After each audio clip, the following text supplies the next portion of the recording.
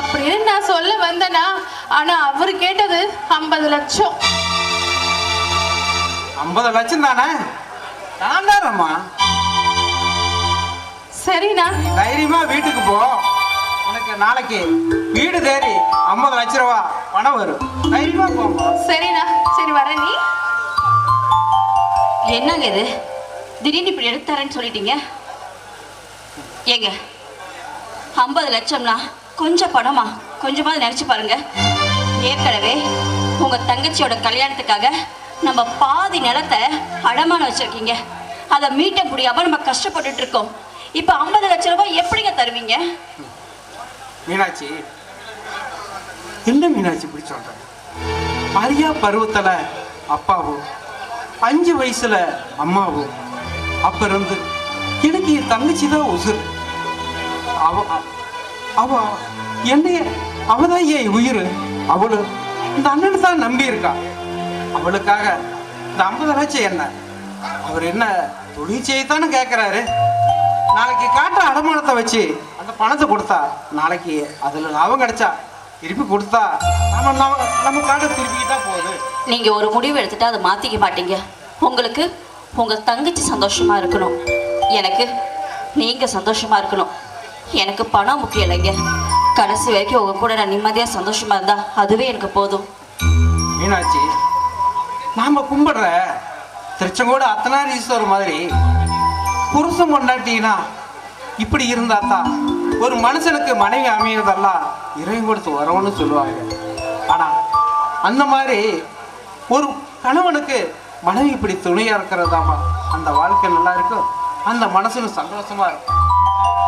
என்னங்க, உங்களுக்காக நான் கடைசி வரைக்கும் நான் துணையா இருப்பேங்க. நீங்க கவலைப்படாதீங்க. நீ துணையா இருக்கும்போது எனக்கு என்ன கவலை மீனாட்சி? இந்த மாதிரி ஒரு மனைவி கிடைச்சதுக்கு நான் ரொம்ப கொடுத்து வச்சிருக்கேன்.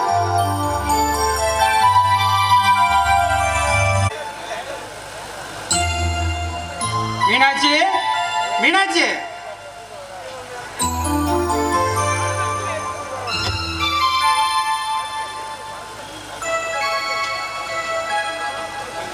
ஆமா உள்ள என்ன செஞ்சிட்டு இருந்த? அதுவாங்க, உள்ள கொஞ்சம் வேலை இருந்துட்டு இருக்குங்க.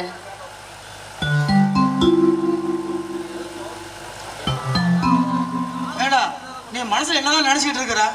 உனக்கு கொஞ்சமாவது அறிவு இருக்கா? டேய் மணி, எதுக்கு இப்படி வந்து சத்தம் போடுற? பின்ன சத்தம் போடாம நீ பண்ண காரியத்துக்கு ஆராய்ச்சி எடுக்கணுமோ? நான் அப்படி என்னடா காரியம் பண்ணிட்டேன்? என்ன காரியம் பண்ணுனியா? அக்கா தங்கச்சி கூட உலகத்துல யாரும் பிறக்கல பாரு. தங்கச்சி மேல பாசம் இருக்க வேண்டியதுதான், அதுக்கு ஒரு அளவு இருக்குது. எவ்வளோ ஆசைப்பட்டாங்கிறதுக்காக, உன் தங்கச்சி ஆசைப்பட்டாங்கிறதுக்காக ₹1 பிரயோஜனம் இல்லாத அந்த பரமசிவத்துக்கு கட்டி வச்ச. இப்போ தோட்டம் துறவையில் அடமானம் வச்சு அவன் தொழில் தொடங்குறான்னு சொல்லி அதுக்கு பணம் கொடுத்த. உனக்கு ஒரு குடும்பம் இருக்குது, உனக்கு ஏதாவது வேண்டாமா?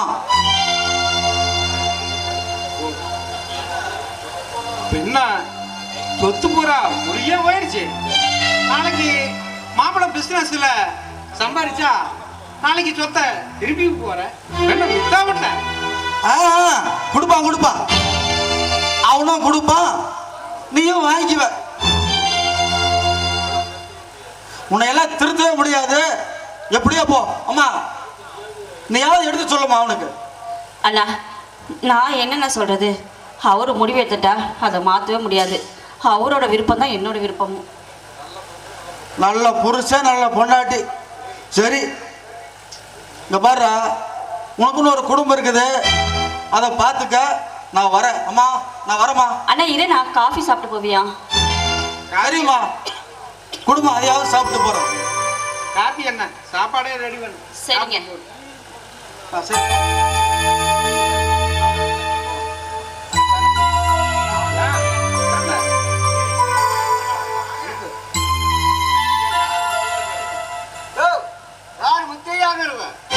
முத்தையா நான் தான்.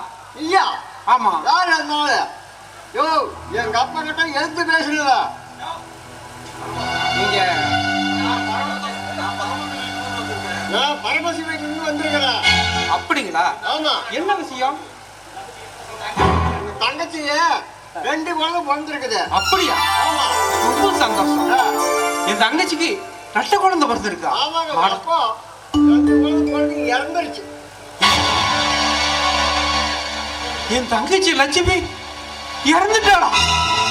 ஐயோ லட்சுமி! ஐயோ லட்சுமி! என் தலையில கல்ல போட்டு போயிட்டியேப்பா! ஐயோ லட்சுமி!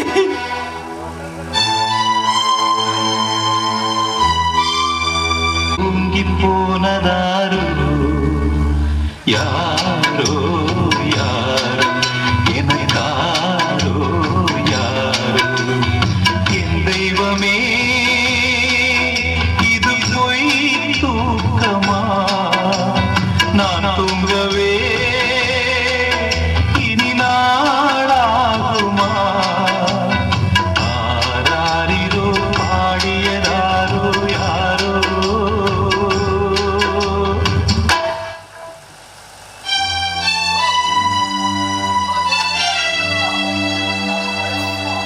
அநியாயமா எங்களை விட்டுட்டு இப்படி போயிட்டாளே நண்பா.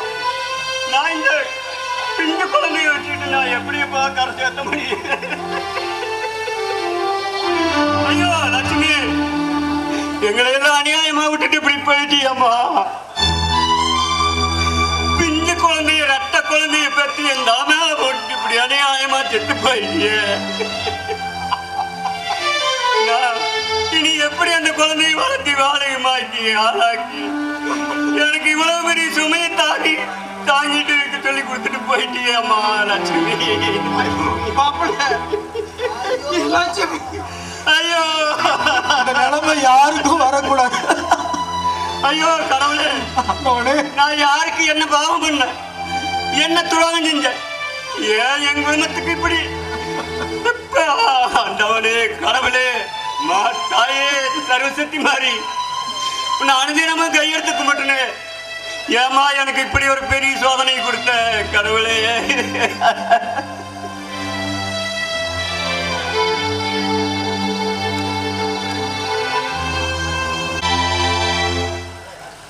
வாங்க மாப்பிள்ளை, உங்களை தான் பார்க்க வரலான்னு வந்தேன். தங்கச்சி இருந்த கொஞ்ச நாளையில் சரின்னு விட்டுட்டேன். அதான் உங்களை பார்த்துட்டு போகலான்னு வந்தேன். அப்படியா? நான் ஒரு மில்லு கட்டலான்னு இருக்கிறேன். அது விஷயமா மந்திரி பாட்டு வரலான்னு போயிட்டு இருக்கிறேன். ஆமா, என்ன விஷயமா வந்தீங்க சொல்லுங்க. மாப்பிள்ளை, அது வந்து மாப்பிள்ளை, தங்கச்சி இருந்ததுனால கேட்காம விட்டேன். காட்டையெல்லாம் அடமானம் வச்சு உங்களுக்கு தொழில் செய்யறதுக்கு பணம் கொடுத்தேன்ல, அது வாய்தா முடிய போகுது. இன்னும் கொஞ்ச நாளில் பணத்தை கட்டலைன்னா அந்த காடெல்லாம் முடிவு போயிடுன்னு சொல்கிறாங்க.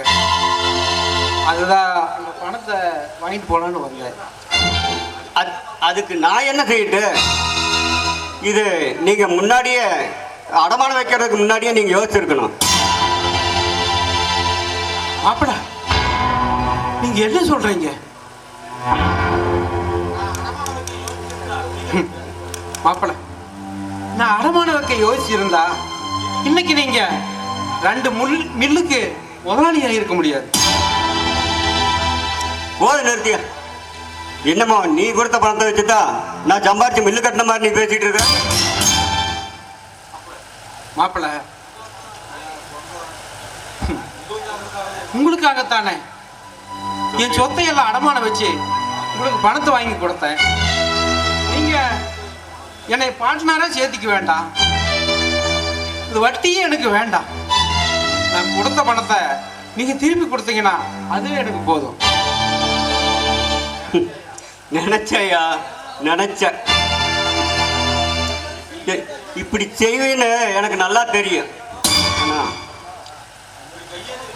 ஆமா, இப்படி பிச்சைக்கார மாதிரி வந்து கையேந்தி நின்று பணம் கேட்கறிய, உனக்கெல்லாம் வெக்க மானம் ரோசம் எதுவுமே இல்லையா? என்னமோ நான் உங்ககிட்ட வந்து கையேந்தி கடன் வாங்கின மாதிரி நீ பேசிட்டு இருக்கிற. பாரியா, உன் தங்கச்சி எப்ப செத்து போயிட்டாலோ அப்பவே எல்லா உறவும் முடிஞ்சு போச்சு. மாப்பிள அப்படின்னா கம்பெனியில ஊட்டா செதுக்கின்னு சொன்னது எடுத்து பேசுறல கையிலாட்டு வாங்குனீங்களே அதெல்லாம் பொய்யா? ஆமாயா, ஆமா. நீ அத்தனை பொய்யேதான்.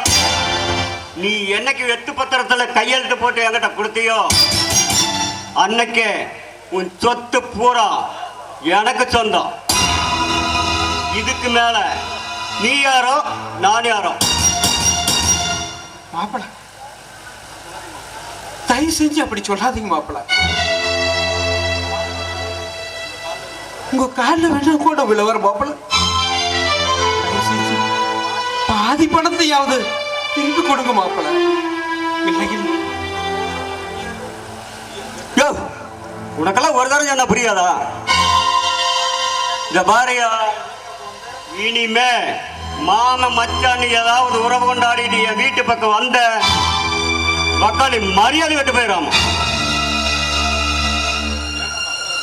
வேண்டாம் மாப்பிள, வேண்டாம். நீங்க அப்படி சொல்லிட்டா என் குடும்பம் நடுத்தெருவில் நின்று மாப்பிள. தயவு செஞ்சு கெஞ்சி கேட்கிற பாதி பணமா கொடுங்க மாப்பிள. இல்லைங்களா என் சொத்து பூரா முழுகி போயிடும். என் குடும்பம் நடுத்தெடுக்கு வந்துடும் மாப்பிள. யோ, நீ எல்லாம் சோத்துல உப்பு போடுத்துங்கிறியா இல்ல சப்ப சோத்தத்துங்கிறியா? ஏய்யா, ஏய்யா, உனக்கெல்லாம் ஒரு தரம் சொன்ன புரியாதா? யோ, இனிமே இன்னொரு தடவை சொன்ன மாப்பிள்ளை மச்சான்னு உறவு கொண்டாடிட்டு வந்த மரியாதை விட்டு போயிடாம.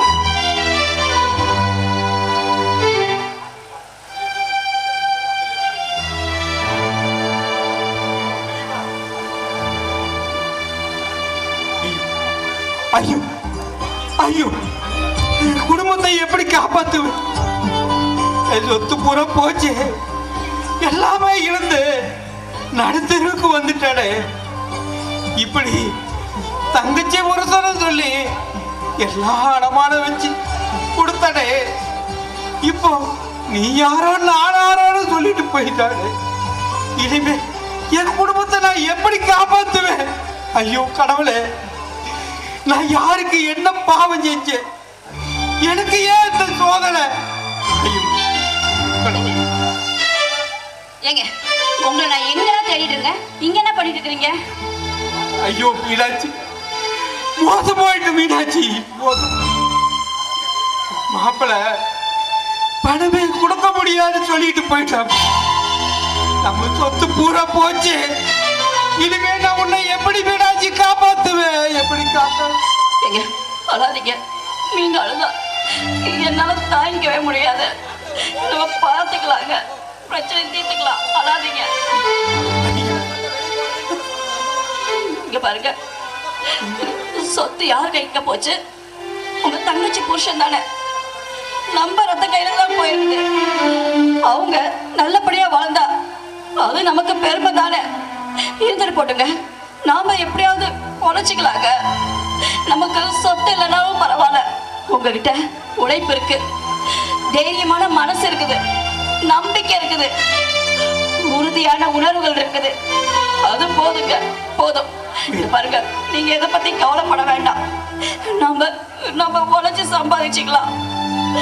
தயவுக்கு நீங்க கால்வாதீங்க. மீனாட்சி, அறியாத வயசுல அப்பாவோட அரவணைப்பால குழந்தை வளர்த்தான்னு சொல்லுவாங்க.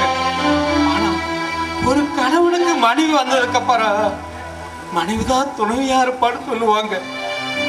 அப்படி நீ எனக்கு மனைவியா அமைஞ்சது நான் செஞ்ச புண்ணியம் மீனாட்சி, நான் செஞ்ச புண்ணியம். இங்க பாருங்க, நீங்க எதுவும் கவலைப்படாதீங்க. இந்த நகை எல்லாம் இருக்கு, தாலி கொடி இருக்கு, எல்லாத்தையுமே கழட்டு தரேன். எல்லாத்தையுமே வித்துட்டு அந்த நிலத்துக்கு எவ்வளவு பணம் கட்டணுமோ கட்டுங்க. அப்புறம் ஏதாவது பேசிக்கலாம். உங்களுக்கு நான் இருக்கேங்க கடைசி வரைக்கும். நீங்க கவலைப்படாதீங்க. சொந்தம் என்பது வெறும்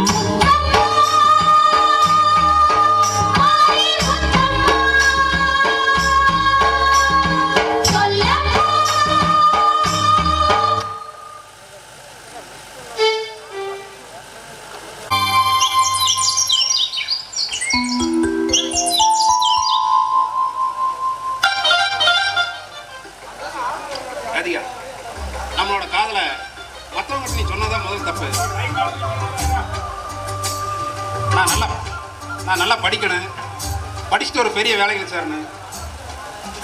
அப்புறம் நான் இப்படி ஒரு பொண்ணு கூட பழகிறத பார்த்தா எங்கள் அப்பா என்ன கொன்னே போட்டுருவாரு. இங்க பாருங்க, உங்க அப்பா இப்படி நடந்துக்கு எனக்கு நல்லா தெரியும். நான் உங்களை காதலிக்கிறது உண்மைதாங்க. நம்ம காதலால உங்க படிப்பு என்னைக்குமே கெடாது.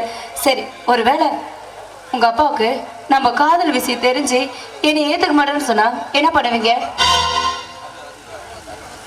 அது எப்படி முடியாதியா? நோ, அது மட்டும் முடியாது.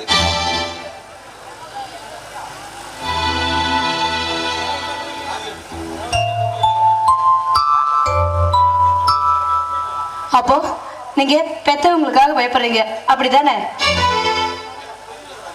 எனக்கு தெரியல ராதிகா, என்னமோ நான் உன்னை தவிர நான் வேற எந்த பொருளையுமே ஏறெடுத்து கூட நான் பார்க்க மாட்டேன்.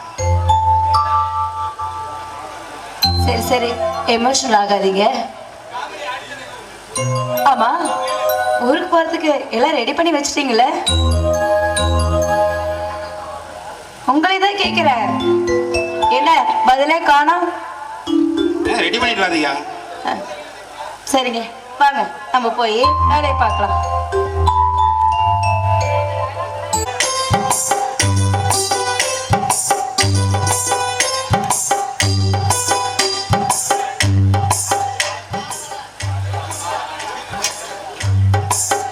முறுக்கு வாங்கலையோ? முறுக்கு முறுக்கு, அரிசி முறுக்கு இருக்கு, கார முறுக்கு இருக்கு, நைஸ் முறுக்கு இருக்கு, பெரிய முறுக்கு இருக்கு, சின்ன முறுக்கு கூட இருக்கு. என் முறுக்கு தின்னா அம்பட்டு ருசியா இருக்கும். முறுக்கு முறுக்கு. ஏமா முறுக்குக்காரமா நெல்லு? ஆமா, என்னென்ன முறுக்கு வச்சிருக்கிறேன்? யோ, என்ன சொன்ன? என்ன முறுக்கு வச்சிருக்கிறேன்? யோ, என் பேரு முறுக்கு கிடையாது, முனியம்மா. முனியம்மாளா? ஆடா அடா அடா அடா, நீ பேர் முறுக்கு வைக்கிற முனியம்மா, நான் முறுக்கு வாங்க வந்த முனியப்ப. ஆடா அடா அடா அடா, பொருத்தம்னா இப்படி எல்லாம் இறப்பாடு அப்பதாமா இருக்குது. யோ, உனக்கு முறுக்கு வேணுமா வேண்டாமா? வேற என்னமோ பொருத்த பார்த்துட்டு இருக்க? என்ன நீ இப்படி போய் சொல்லிட்ட? நீ வந்து முறுக்கு விற்கிற, நான் முறுக்கு வாங்க வந்திருக்கிறேன். ஆமா, எங்க சைசு முறுக்கு நைசு முறுக்குங்கிற, முறுக்குங்கிற? இதுவரையில கார முறுக்க பார்த்திருக்கிற, அரிசி முறுக்க பார்த்திருக்கிறேன். அது என்ன முனியமா நைசு முறுக்கு, சைசு முறுக்கு? அடே சாமி, யோ காட்டாதா? யோ, சைஸ் முறுக்குனா அப்படி ஒரு சைஸா இருக்கியா? நைஸ் முறுக்குனா அப்படியே வாயில போடுறதே தெரியாது. பல்லு போன கிழவல இருந்து சின்ன வயசு பசங்க வரைக்கும் வாங்கி தின்ற முறுக்கியா? அப்படியா? ஆமா. சரி, எங்க முறுக்கு கூட காணா? இல்லையா? இதுதான் முறுக்கு கூடையா? ஆமா. சரி சரி, அப்ப இறக்கி வை பார்க்கலாம்.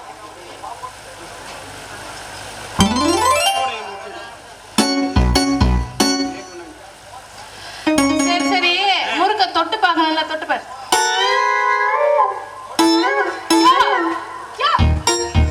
முறுக்க தொட்டு பார்க்க சொன்ன முறுக்கெல்லாம் களைச்சு வைக்கிற? கருமத்தை இது முறுக்கா? என்ன ஆமா இத்தத்தை சோட்டு முறுக்கு வச்சிருக்கிறேன்?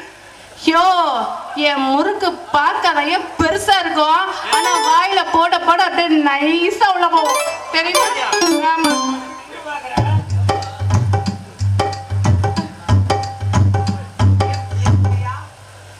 எப்படி? சாமி, முறுக்குனா முறுக்கு, இந்த மாதிரி முறுக்கு உலகத்திலேயே இருக்காரா சாமி? இந்த முறுக்கு எப்படி போட்ட? யோ, எல்லாம் கையில தான் போடுவாங்க, நான் என் கையாலே ஆட்டி போட்ட முறுக்குயா முறுக்கு. கையாலேயே ஆட்டி போட்டியா? ஆமா. உங்களோட முறுக்கு ருசி நல்லா தான் இருக்குது. எனவே 2 பாக்கெட் தான் வாங்கிட்டு போவோம் கடைக்கு. உங்களோட முறுக்க பார்த்தா ஏன் வாங்கலாம்னு ஆசை இருக்குது. அப்போ ஒரு 4 பாக்கெட் முறுக்கு போடு. யோ, எதுக்கோ அடி போடுற மாதிரி தெரியுது. இங்க பாரியா, என் அத்தை மகன் அழகு குஞ்சு இருக்கிறான், என் மாமா மகன் மன்மத குஞ்சு இருக்கிறான், சரியா? நீ 3ஆவது ஒரு ஆள் அடி போட வந்துட்டு இருக்க என்ன? அவனுக்கு கிடக்குறாங்க குப்பமேட்டு சனிங்க, அவனெல்லாம் ஒரு ஆளு. யோ, என் மாமனுங்களை பத்தி உனக்கு தெரியாது, கண்ட கண்டமா வெட்டி போட்டு போடுவானுங்கயா. வெட்டி போட்டுருவானுங்களா? வெட்டுறவனையும் பார்த்திருப்ப, வெட்ட வரவனையும் பார்த்துருப்ப. சரி சரி, உனக்கு முறுக்கு வேணுமா வேணாமா? வேணும் வேணும். எத்தனை பாக்கெட் வேணும்? அட ஒரு 2 பாக்கெட் போடு. கடையில கொண்டு போய் வச்சு பாக்குறேன். சரி அம்மா, வீட்டுக்கு வா, நான் எடுத்து தரேன். வீட்டுக்கு சரிம்மா.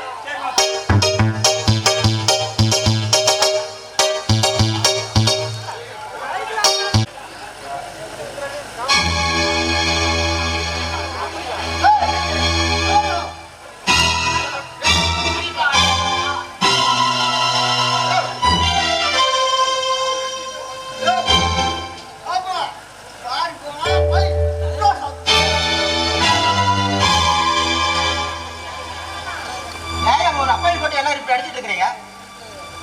எங்க அப்பா எங்க அப்பா எழுந்துவா அப்படியே தோலை ஊற்றி தொங்கோட்டு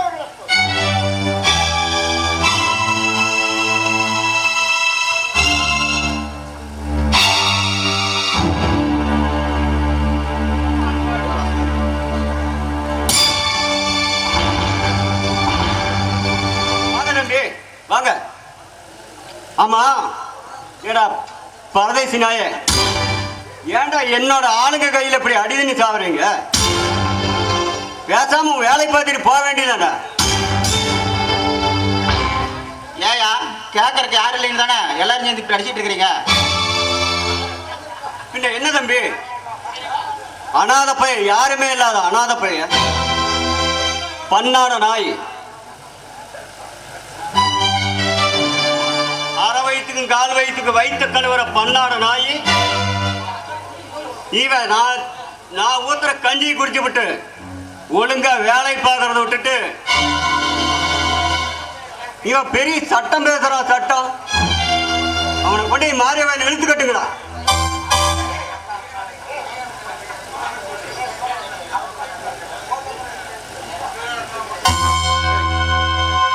ஒத்தையா இருந்தா மட்டும் அவனை அடிக்கிறது தப்பு இல்ல?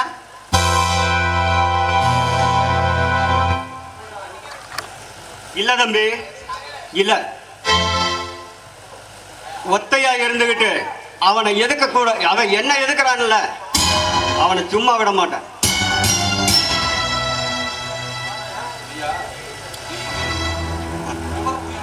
ஐயா, நீங்க விவரம் புரியாம பேசிட்டு இருக்கிறீங்க.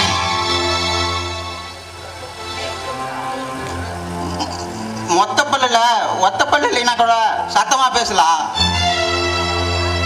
ஆனா ஒத்த நாக்கு இல்லைன்னா மொத்த வார்த்தையும் போயிடும். அதை முதல்ல தெரிஞ்சுக்குங்க. என்ன தம்பி, என்ன வேதாந்தம் பேசுறியா நீ? ஐயா, இது வேதாந்தம் இல்ல, மற்றவங்களோட வேதனை. உங்களுக்கு செருப்பு தைக்கிறதுக்கு ஒருத்தர், நல்லது கெட்டதுக்கு மோளம் கட்டுறதுக்கு ஒருத்தர், துணி துவைக்கிறதுக்கு ஒருத்தர், முடி வெட்டுறதுக்கு ஒருத்தர், இப்படி எல்லா வேலைக்கும் ஒருத்தர் வேணும். ஆனா அவங்க யாரும் உங்களை எதையும் கேள்வி கேட்கக்கூடாது. ஏயா பேசாம நிக்கிறீங்க? பேசுங்க. உங்களால பேச முடியாது.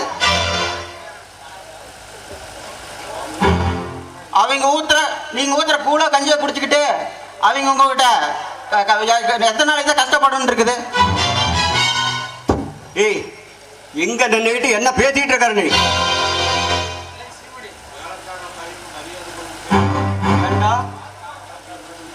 அடுத்த வீட்டு வேலைக்கார பையன்னு சொல்லி மரியாதை கொடுத்து பேசுனா நீ பெரிய வல்லல் பரம்பரைன்னு நினைப்போ?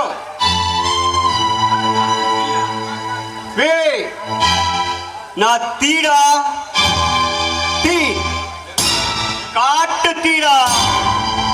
என்னை யாரும் எதிர்க்க முடியாது, அசைக்க முடியாது. எங்கிட்ட மோதுன அப்புறம் எரிச்சு சாம்பல் ஆக்கிடுவேன். அந்த காட்டு தீயை உருவாக்குற தீப்பொறிய நாங்க தானே, முதல்ல நீங்க தெரிஞ்சுக்கங்க. ஏண்டா டே வேலைக்கார நாய, எறும்பு மாதிரி இருந்துகிட்டு இந்த யானை கட்டிய மாத பாக்குறியா நீ? ஐயா, யானையை பார்த்து எறும்பு பயப்பட அவசியம் கிடையாது. அது உங்களுக்கு நல்லாவே தெரியும். யானையோட காதுக்குள்ள எறும்பு பூஞ்சுனா என்ன நடக்குன்னு உங்களுக்கு நல்லாவே தெரியும். நாங்க நாங்க வேலைக்காரங்க தான், ஆனா விசுவாசமானவங்க. நான் வரேன்.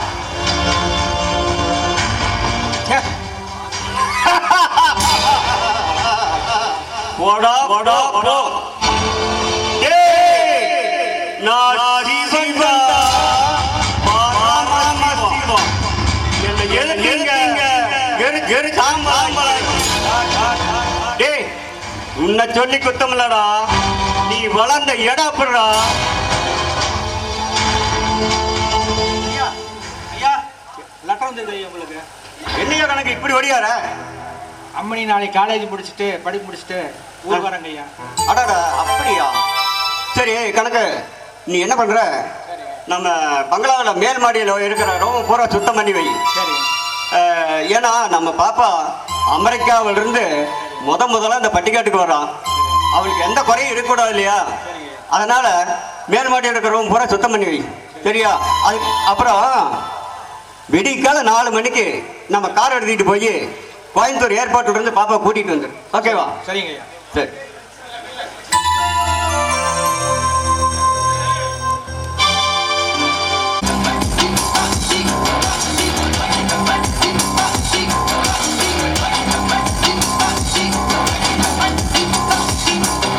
ஐயா ஐயா, நம்ம ஊர் கோயில் திருவிழா முடிஞ்சு வரவு செலவு கணக்கு பார்த்துட்டு இருக்கிறாங்க. நீங்க என்னடானா இங்க உட்காந்து தண்ணி அடிச்சிட்டு இருக்கீங்க? நீங்க போகலீங்களா? என்ன சொன்ன? நம்ம ஊரு வீரப்பாலத்துல பெரிய மனுஷன கணக்கு வரவு செலவு கணக்கு பாக்குறாங்களாமா, அது போலாம் கேக்குறான்.